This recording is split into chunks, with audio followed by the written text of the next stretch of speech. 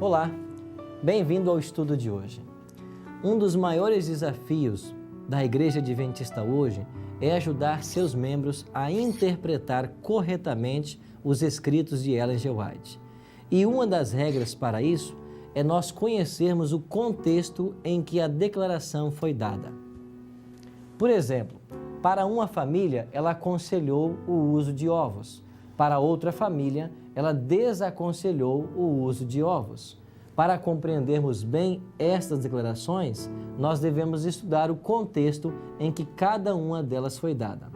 Por isso, em nosso tema de hoje, nós iremos aprender um pouquinho mais sobre isso. Como interpretar Ellen G. White.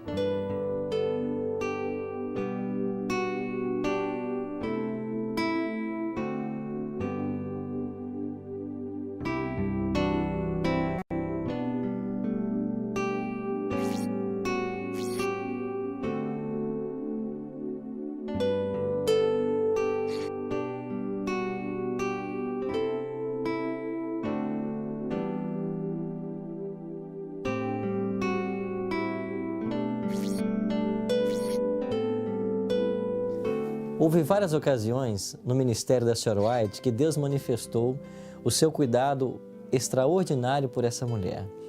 Por exemplo, no tempo da Sra. White, uma das maneiras mais comuns que o povo tinha para viajar era através de charretes, como esta. E Deus orientou até mesmo na escolha do cavalo que o casal White deveria comprar. E eles compraram um bom cavalo, que se chamava Charlie, que serviu a família por muitos anos e fez várias viagens com o casal. Pastor Tim, o senhor se lembra de alguns desses momentos em que Deus manifestou um cuidado assim todo especial para com a sua serva, Ellen G. White? Ainda nos primórdios da história da igreja, numa época de muita dificuldade financeira em que os obreiros não tinham uma manutenção adequada, dois obreiros, no caso J.N. Andrews e também Loughborough, eles desanimaram e desistiram temporariamente do ministério. E eles foram trabalhar além do Mississippi em construções ali como carpinteiros. E a Sra. White queria que não podiam perder obreiros de tamanha qualidade como aqueles. E ela então decidiu, com a carroça, atravessar o rio Mississippi e ir em busca desses obreiros. Mas isso já era o final do inverno e começava a derreter o gelo. Mesmo assim, a despeito de ser advertida a não fazê-lo, ela atravessou o rio Mississippi com carroça em cima do gelo, mesmo correndo o risco de a carroça, quem sabe, cair em um buraco e afundar.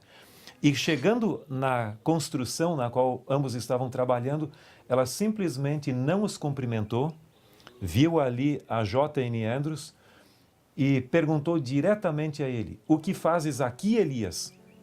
E ele respondeu calmamente: "Eu estou trabalhando como carpinteiro." E ela retrucou outra vez: "O que fazes aqui, Elias?" Ele disse: "Eu estou trabalhando como carpinteiro." E uma terceira vez ela formulou a mesma pergunta, e aí ele se conscientizou que ele estava fugindo de sua responsabilidade, como Elias havia saído e, no caso, até se escondido dentro de uma caverna depois da grande vitória do Monte Carmelo. Assim como ouvimos essa história, nós vemos a maneira sobrenatural que Deus agiu muitas vezes no ministério de Ellen G. White. Não há dúvidas de que essa mulher foi uma escolhida por ele para ajudar no processo organizacional da sua igreja e para preparar uma estrutura que pudesse levar o Evangelho aos confins da terra.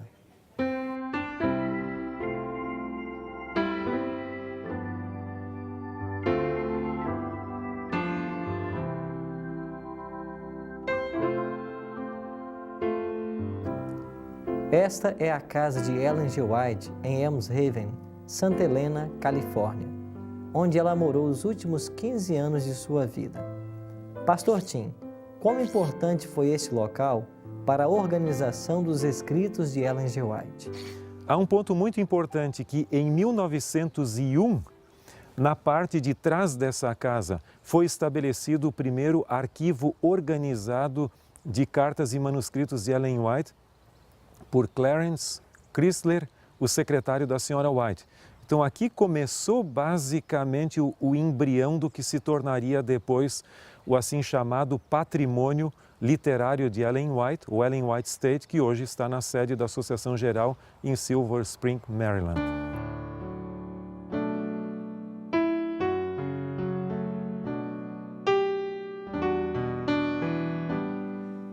Ao longo de 70 anos de ministério, Ellen G. White escreveu mais de 100.000 páginas manuscritas. Após a sua morte, alguém deveria ficar responsável por todos esses escritos. Daí então surgiu o patrimônio literário da Sra. White. Pastor Tim, qual foi a origem, como começou o patrimônio literário dos escritos de Ellen G. White? Retornando da Austrália, a Sra. White fixou residência aqui em Elm Haven. E então, no ano de 1901, começou esse depósito de materiais de Ellen White, e cartas e manuscritos não publicados de Ellen White, sob responsabilidade do secretário da Sra. White, chamado Pastor Chrysler. Em 1912, ela escreveu o testamento dela. E nesse testamento, ela nomeou uma comissão de 5 pessoas que seriam os depositários do seu patrimônio, sendo eles o próprio filho da Sra. White, que era Guilherme White, o presidente da Associação Geral na época, Arthur G. Daniels, e também estava como membro dessa comissão o próprio secretário Chrysler, que nós já mencionamos, e Jones, gerente da editora Pacific Press, e também Francis Wilcox, que era o editor da Review and Herald. Essa comissão de 5 ficaria responsável pelos seus escritos. Com o falecimento dela em julho de 1915, a comissão começou a exercer suas funções. E foi nesse local que o patrimônio literário de Ellen White começou, em 1915, embora o primeiro depósito dos seus escritos já tivesse sido organizado em 1901, e aqui permaneceu em Elm Haven até a morte do filho da Sra. White, no caso Guilherme White, em 1937, quando esse patrimônio foi transferido para a própria sede da Associação Geral em Tacoma Park, Washington, na capital dos Estados Unidos. E esse, portanto, foi o primeiro depósito organizado dos escritos não publicados da Sra. White nesse cofre, à semelhança de uma caixa forte de um banco. Não que tivesse dinheiro aqui dentro, mas aqui tinham materiais preciosos que não poderiam ser perdidos no caso de algum incêndio que viesse a ocorrer nesse local.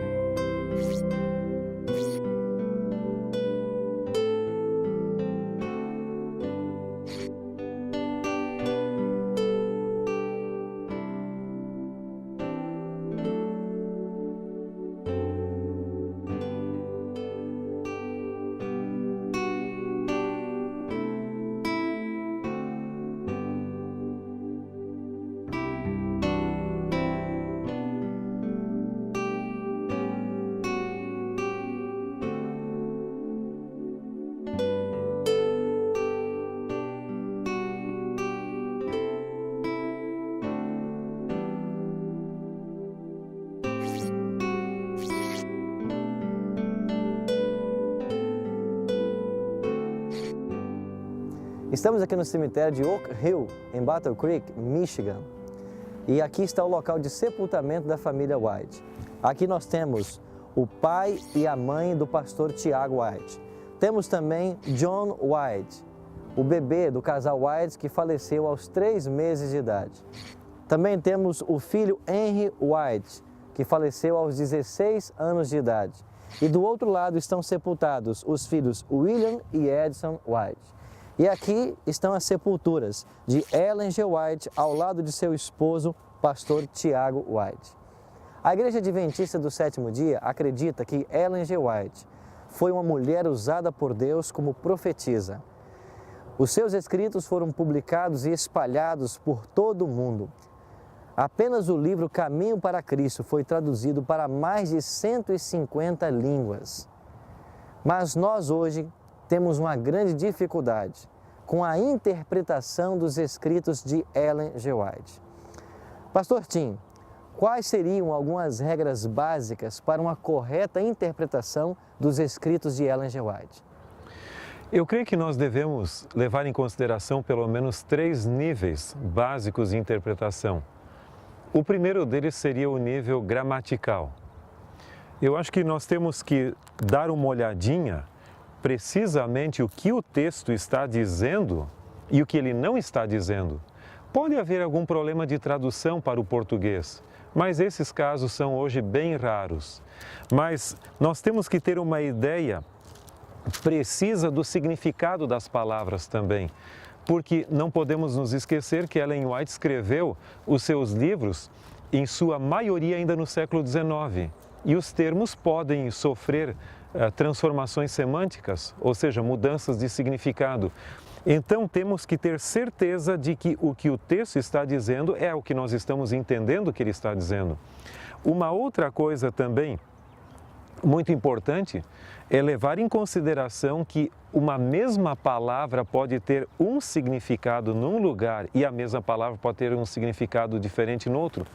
Por exemplo, na Bíblia, o que significaria leão? Nós temos o significado do leão como representando o próprio animal, o Império Babilônico, representando a Cristo e a Satanás. Então, se nós não tivermos essa sensibilidade, podemos ter dificuldades. O segundo nível de interpretação que eu creio que é muito importante é o nível histórico. Ter certeza do contexto em que Ellen White falou alguma coisa. Por exemplo, sobre a questão da reforma de saúde. Em um lugar dos seus escritos, ela diz que não se deveria comer ovos. E no outro lugar, ela diz que deveria comer ovos e, de preferência, ainda crus. Com qual das declarações nós ficamos? Acontece que para uma família onde havia problemas dos próprios jovens adolescentes manterem as suas paixões sob domínio, a senhora White diz melhor não comer ovos porque pode ainda ajudar a fortalecer o lado hormonal. Na outra que tinha problemas de anemia, foi dito coma ovos crus misturados com suco de uva, isso pode beneficiar a saúde. Então, essa sensibilidade é fundamental. Como se diz até, tirar um texto fora do contexto é arrumar um pretexto. Isso se refere não só ao contexto literário, mas o contexto histórico como tal. Aqui em Battle Creek, havia o problema da bicicleta também. Eles faziam corridas de bicicleta nos idos tempos e a senhora White advertiu contra usar bicicletas. Se nós tomarmos o texto isoladamente, sem levar em consideração essa corrida toda, nós podíamos dizer ninguém deve andar de bicicleta. Então, leve em consideração o contexto também, além do significado literário. E um terceiro e último ponto seria o nível teológico. Em tudo isso é importante levar em consideração o todo. Qual é o ensinamento básico fundamental? Nós não podemos permitir que uma declaração aqui isoladamente contradiga o ensinamento geral dos ensinos dela. Isso é muito fundamental. E temos que identificar com precisão os grandes temas que ela aborda. Por exemplo, o grande conflito, o amor de Deus. Essas são regras básicas, fundamentais, mas elas podem nos ajudar a minimizar a margem de erro interpretativa ao lermos os escritos da senhora White. Se nós buscarmos com sinceridade aplicar todos esses princípios quando lermos os escritos de Ellen G. White, nós não teremos problema. Vamos buscar respeitar essas regras básicas de interpretação para que a verdade ali revelada possa contribuir para o crescimento espiritual e a unidade da igreja. A minha decisão de hoje é que prometo estudar e interpretar os escritos de Ellen G. White da forma correta, obedecendo às regras de interpretação e aplicando todos os conceitos, primeiro à minha própria vida e depois para ajudar outros a compreenderem também a vontade de Deus. Se esta é a sua decisão, ore comigo agora. Amado Deus e Pai que habita nos altos céus, obrigado pelas revelações maravilhosas feitas através do ministério de Ellen G. White. Que nós tenhamos a sabedoria dos altos céus para uma correta interpretação e, sobretudo, vivermos à altura daquilo que o Senhor nos revelou através de seus escritos. São bênçãos que nós te pedimos, em nome e por amor de Jesus. Amém. Em nosso próximo encontro, iremos aprender sobre os escritos de Ellen G. White e seu papel para a Igreja Adventista do Sétimo Dia. Que Deus o abençoe ricamente. Até lá!